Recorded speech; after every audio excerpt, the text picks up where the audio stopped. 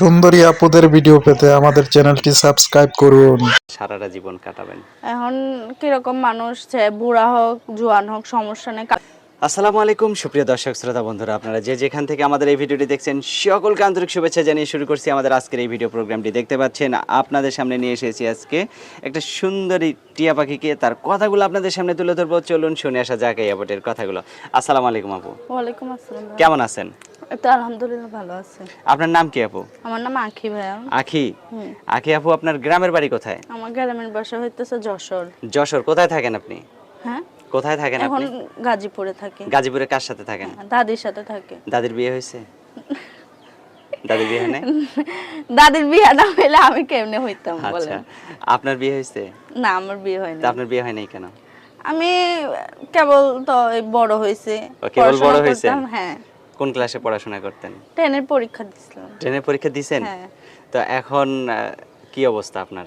এখন পরীক্ষা দিয়েছি, পরে পাশ করছি আল্লাহর রহমতে, কিন্তু টাকার জন্য ভর্তি হতে পারি নাই। বৃদ্ধ দাদি আছে, বাবা নাই, বাবা মারা গেছে, মা অন্য জায়গায়, বাবা বিয়ে হইলো তো মা অন্য জায়গায় বিয়া বৈশা চলে গেছে। বৃদ্ধ আচ্ছা, দাদিরে নিয়ে থাকি একাই। তো আপনার কোনো ভাই বোন নাই?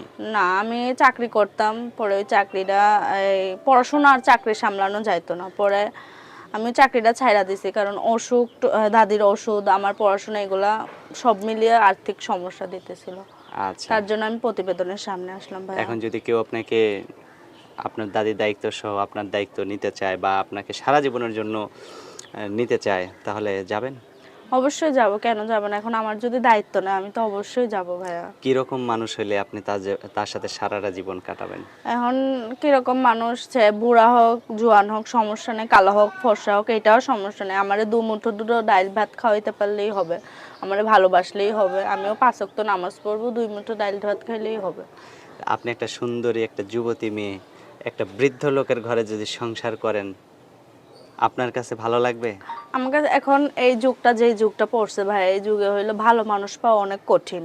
হ্যাঁ, আচ্ছা, আচ্ছা। এখন আমি চাই যে কোনো ফ্রড মানুষ যাতে আমার জীবনে না আসে। জীবন তো একটাই, ধ্বংস যাতে না মানে করে। যে ভালো সে হ্যাঁ, বৃদ্ধ হইলেও আপনার কোনো সমস্যা নেই, সমস্যা কালো নেই। হোক ফর্সা হোক সমস্যা নেই। আচ্ছা, অসংখ্য ধন্যবাদ আপু আপনাকে। আপনার ফোন নাম্বার মুখস্থ আছে? না ভাই, আমি তো নতুন সিম করছি, কিনছেন? ওটা আচ্ছা, হ্যাঁ, আচ্ছা। ওইটা নাম্বার দিতে।